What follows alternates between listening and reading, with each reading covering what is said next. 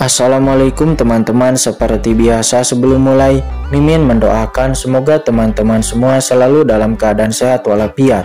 Oke, kali ini kita akan melanjutkan Martial Master versi novel bagian 1900. Bagi yang baru bergabung, selamat bergabung. Dan bagi yang belum subscribe dulu lah agar Mimin tambah semangat lagi nih bikin videonya. Oke, kalau sudah kita langsung masuk ke isi ceritanya.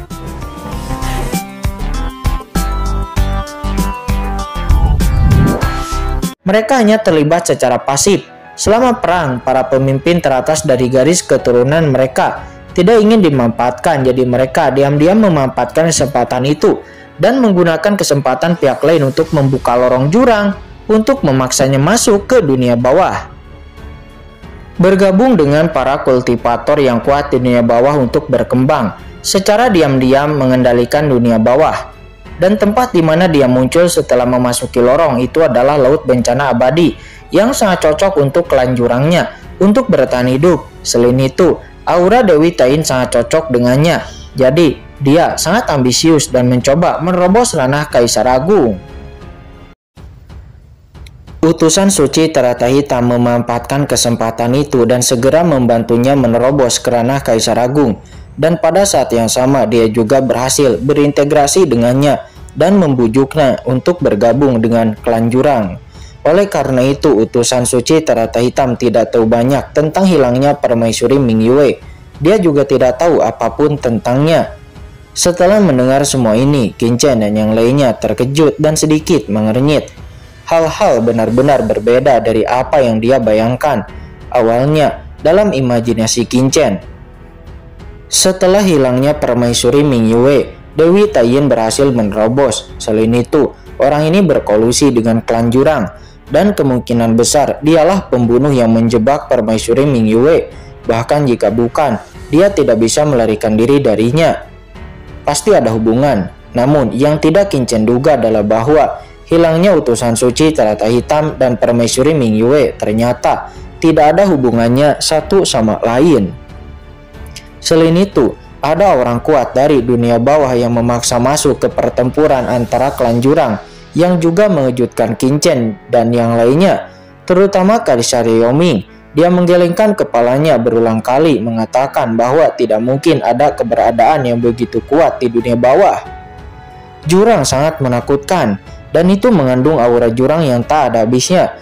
Meskipun Kaisar Yoming adalah salah satu dari 4 Kaisar Agung dan dia mengaku tak tertandingi di alam semesta, namun dia tetap tidak berani menerobos jurang untuk mengambil tindakan. Ini tidak berbeda dengan hanya mencari kematian. Akan tetapi mata Qin Chen berbinar dan dia memikirkan sebuah keberadaan. Hades, dewa dunia bawah, ucap Qin Chen dengan dingin. Begitu pernyataan ini keluar, semua orang menjadi terkejut lalu mengerutkan kening sambil berpikir. Dewa Hades atau dewa dunia bawah itu adalah legenda kuno di dunia bawah. Sosok yang ada di zaman kuno. Dia kemudian menghilang secara misterius. Bahkan Kaisar dunia bawah tidak pernah melihat keberadaannya, sehingga banyak orang kuat di dunia bawah tidak yakin akan keberadaannya yang sebenarnya. Tapi Qin Chen berbeda. Setelah melihat Kaisar Dewa Nisa, Qin Chen tahu dengan jelas bahwa Dewa Hades benar-benar ada. Dan itu merupakan orang yang menekan Kaisar Dewa Nisa saat itu. Hanya mereka yang telah melampaui level Kaisar Agung yang dapat dengan paksa menerobos klan jurang dan menyebabkan kekacauan di klan jurang. Namun ada banyak hal yang tidak dapat dijelaskan di sini. Misalnya, mengapa Dewa Hades memaksa masuk ke klan jurang? Dan contoh lainnya adalah karena Dewa Hades masih hidup saat itu. Lalu mengapa tidak ada kabar darinya di dunia bawah selama bertahun-tahun? Ini adalah tempat yang tidak dapat dijelaskan. Pada akhirnya, Qin Chen hanya bisa mengalihkan perhatiannya ke Dewi Tain lagi, dan orang ini mungkin tahu sesuatu. Tuan, jika Anda ingin mencari jiwa gadis dunia Dewi Tain ini, bawahan punya cara.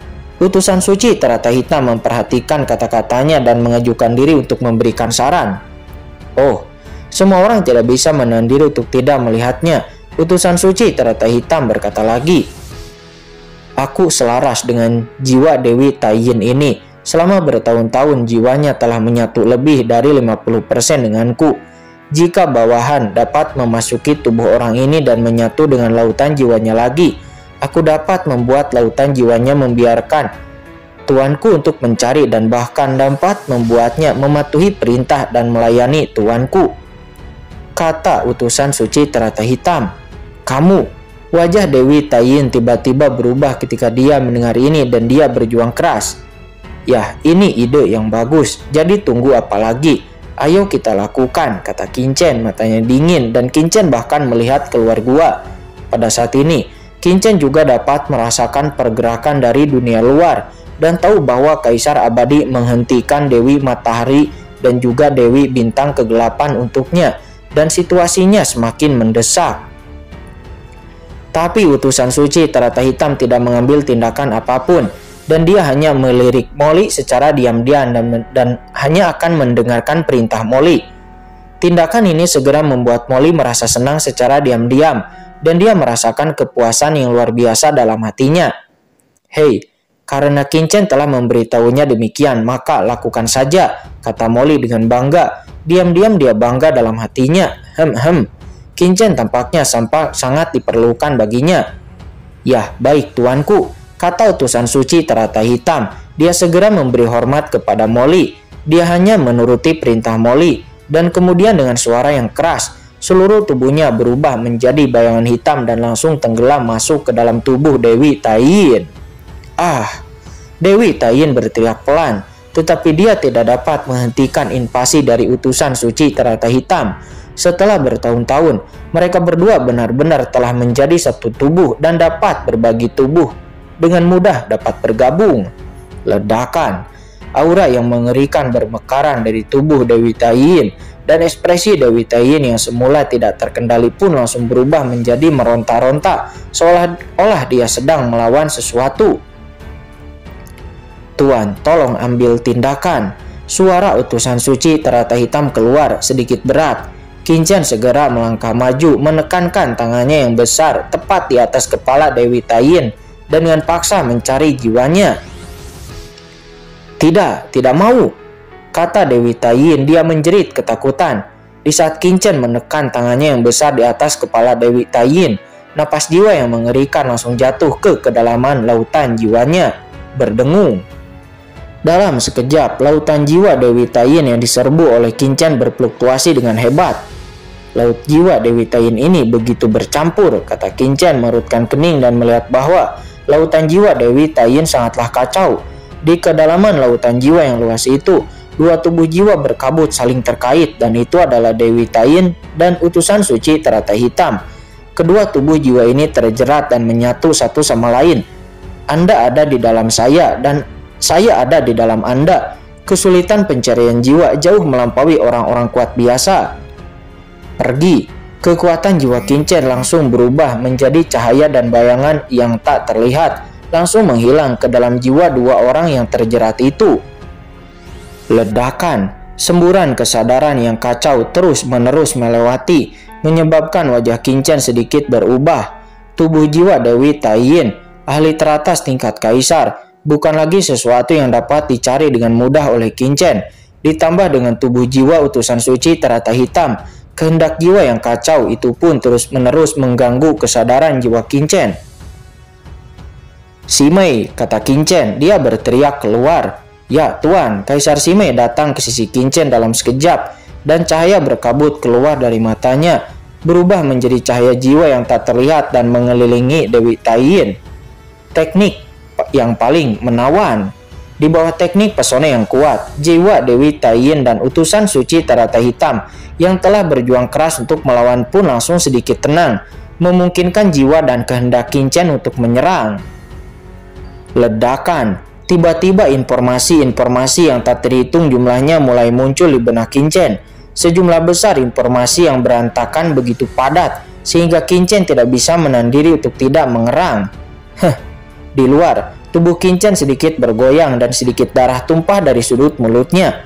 Tuanku, ekspresi semua orang berubah drastis dan mereka tampak khawatir. Untungnya Qin-Chen hanya gemetar sesaat dan tidak terluka parah. Guntur melindungi tubuh dan niat membunuh terkonsentrasi di dalam hati. Jiwa dan keinginan Qingchen berada di dua tubuh jiwa itu, memadatkan hatinya dengan niat membunuh tanpa akhir tanpa gangguan, dan kemudian mencari informasi yang dia butuhkan dalam banyak informasi jiwa itu. Kekuatan jiwa anak ini sangat tinggi. Tidak jauh dari sana, Molly berkata menyipitkan mata menunjukkan keterkejutan. Untuk mencari jiwa dari orang lain, biasanya seseorang harus memiliki kekuatan jiwa yang jauh lebih unggul daripada lawannya. Jika tidak, akan sangat mudah terpengaruh dan diserang balik oleh kekuatan jiwa lawan. Namun, Qingchen hanya berada di ranah semi kaisar sekarang. Namun, dia berhasil mencari jiwa dari Dewi Tain dan juga utusan suci teratai hitam. Bahkan jika dia berhasil menembus ranah kaisar agung, Molly diam-diam menjadi ketakutan. Bahkan jika dia telah menerobos kaisar, Molly mungkin tidak akan dapat melakukan yang seperti dilakukan oleh Qingchen. Saat mencari jiwa, aura berkabut dan dingin pelan muncul di tubuh Qingchen, mekar dengan aura yang menghentikan jantung. Polusi jurang. Ketika semua orang melihat ini, ekspresi mereka berubah. Kekuatan jurang sangat jahat, begitu bersentuhan, mudah untuk terkontaminasi, seperti belatung tarsal, mengikuti seperti bayangan, membuat orang sengsara. Jelas bahwa Qingchen telah terkontaminasi oleh jurang karena utusan suci teratai hitam yang mencari jiwa. Ini membuat orang-orang di sekitar tidak bisa untuk tidak mengubah ekspresi mereka diam-diam ketakutan. Tapi Qingchen hanya menutup telinga dan membenamkan dirinya untuk terus makin dalam. Setelah beberapa saat, oh begitu, kesadaran Qingchen tiba-tiba menyusut, pupilnya terbuka, boom, dua sinar petir meledak dari pupilnya, memancarkan sinar cahaya yang dingin dan tajam. Pesan-pesan yang tak terhitung jumlahnya melewati pikirannya, dan dia telah menangkap banyak informasi yang berguna. Kekuatan jurang. Kemudian Qingchen mengerutkan kening dan melihat kekuatan jurang di tubuhnya. Dia segera mengaktifkan kekuatan guntur. Dengan sebuah ledakan, cahaya guntur mengerikan menyebar, langsung mencemari jurang dan berubah menjadi ketiadaan. Tidak jauh dari sana, kelopak mata Kaisar Yoming berkedut. Dia terdiam beberapa saat. Sialan, kekuatan jurang yang membuat seluruh alam semesta sangat takut. Bagaimana orang ini bisa semudah itu dihilangkan? Itu tidak masuk akal. Nah Qingchen, apa yang ada dalam pikiran Dewi Tain itu? Kata Kaisar Yoming. Dia buru-buru melangkah maju dan bertanya. Permaisuri Ming Yue benar-benar tidak ada hubungannya dengan dia, kata Qingchen menyipitkan mata dan menjelaskan kepada semua orang. Seperti yang dikatakan oleh utusan suci teratai hitam sebelumnya, alasan mengapa Dewi Tain mampu menerobos ke ranah Kaisar Agung memang itu adalah karena kedatangan utusan suci teratai hitam itu sendiri. Dan dia tidak mengkhianati Permaisuri Ming Yue. Dan setelah berhasil menerobos ke ranah Kaisar Agung, dia juga berhasil menjadi salah satu dari 3 Kaisar Agung Laut Bencana Abadi. Dan dia memiliki kualifikasi untuk menduduki suatu wilayah di sini. Namun, menurut pengamatan Dewi Tain selama bertahun-tahun, alasan mengapa Laut Bencana Abadi dapat hidup dalam damai dan harmoni selama bertahun-tahun adalah karena pasti ada kultivator tingkat atas yang merencanakannya secara rahasia, dan orang di balik rencana ini kemungkinan besar adalah Kaisar Wu Yue atau Kaisar Yan, seseorang di antara 2 Kaisar Agung itu. Selain itu, menurut analisis Dewi Tain, ketika Dewi Matahari dan Dewi Bintang Kegelapan menerobos ke ranah Kaisar Agung, seseorang pasti telah mengkhianati Permaisuri Ming Yue dan mendapatkan keuntungan dari orang-orang di balik rencana tersebut untuk berhasil. Namun, orang ini sekarang telah mengintai di Laut Bencana Abadi, diam-diam mematuhi perintah orang yang mengatur rencana tersebut dan telah menunggu untuk hari ini. Hanya saja, siapa di antara kedua orang itu yang merupakan pengkhianat Permaisuri Ming Yue? Dewi Tain juga masih belum jelas. Selama bertahun-tahun, dia hanya berusaha sekuat tenaga untuk berintegrasi dengan utusan suci teratai hitam, berusaha mendapatkan warisan kesempatan yang ditinggalkan oleh Permaisuri Ming Yue.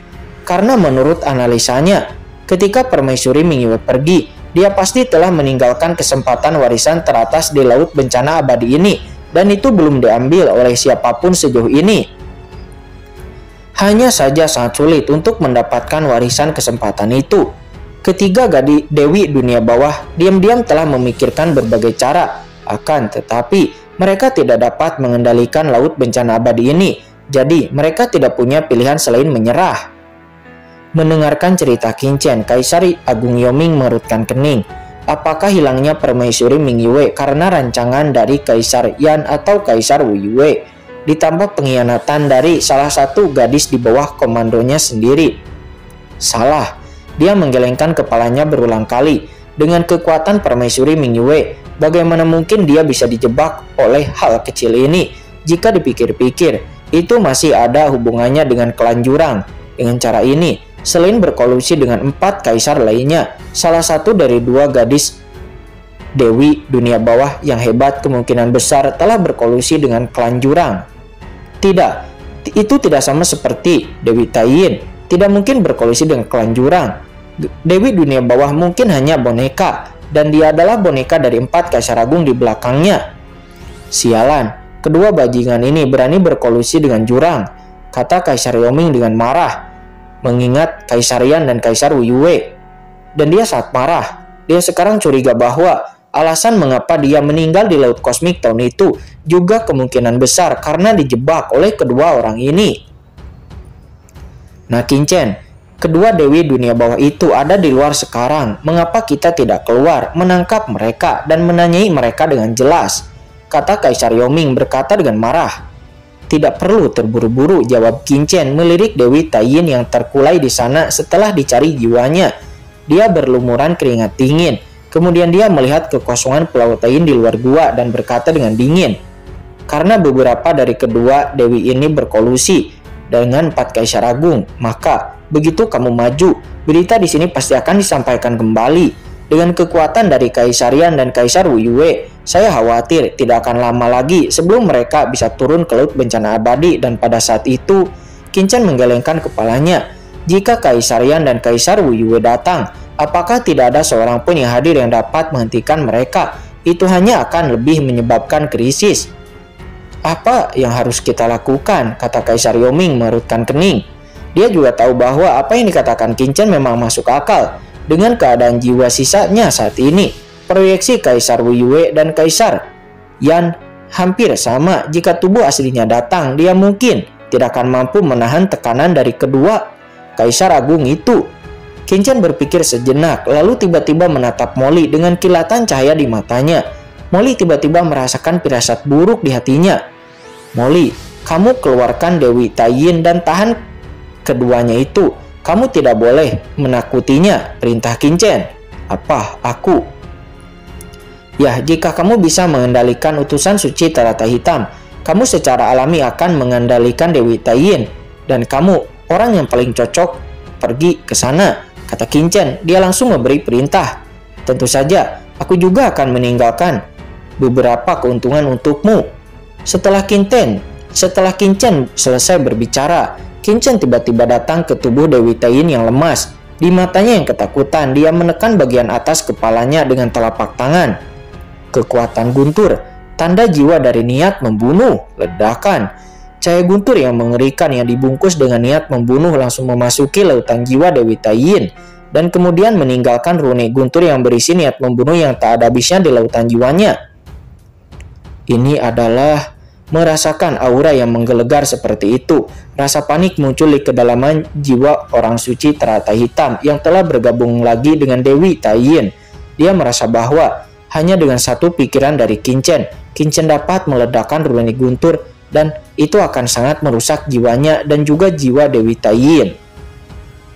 Baiklah, aku telah menanamkan jimat di benak Dewi Taiyin untukmu. Jika dia tidak menuruti perintahmu, aku akan membuat hidupnya lebih buruk daripada kematian, kata Qingchen. Sialan, apa maksudmu? Aku mengendalikan Dewi Taiyin, dia jelas dikendalikan olehmu. Molly memasang ekspresi gelap di wajahnya saat mendengar ini, dan kelopak matanya tidak bisa menahan diri untuk tidak berkedut liar. Baguslah dia bisa mengendalikan Dewi Taiyin dengan mengendalikan utusan suci Teratai Hitam. Tetapi sekarang Qingchen telah menanamkan jimat ini di benak Dewi Taiyin. Jika dia punya pikiran lain, Qingchen akan dapat langsung merusak benak Dewi Taiyin dengan parah. Lautan jiwanya membiarkan dia kehilangan lebih banyak daripada yang dia dapatkan. Dan tentu orang ini terlalu berbahaya. Bagaimana denganmu? Kata Molly. Dia tidak bisa menahan untuk bertanya. Tentu saja aku punya hal yang lebih penting untuk dilakukan, jawab Qin Chen, menatap lubang hitam di kolam darah jurang di dalam gua dengan pandangan yang samar. Menurut ingatan dari Dewi Tai Yin, lubang hitam kolam darah jurang itu mengarah ke kedalaman laut bencana abadi. Sisi, aku akan membawamu ke laut bencana abadi sekarang juga, gumam Qin Chen dalam hatinya, bahwa dia tidak pernah melupakan tujuannya datang ke dunia bawah ini, yaitu untuk menyembuhkan Chen Sisi. Molly, aku akan menyerahkan pulau Tai Yin ini padamu, kata Qin Chen. Setelah mengatakan itu, Qin Chen tidak membuang waktu. Qin Chen mengangkat tangannya dan formasi langit teralang 9 meter Jiumi yang awalnya menutupi seluruh gua pun langsung disingkirkan oleh Qin Chen.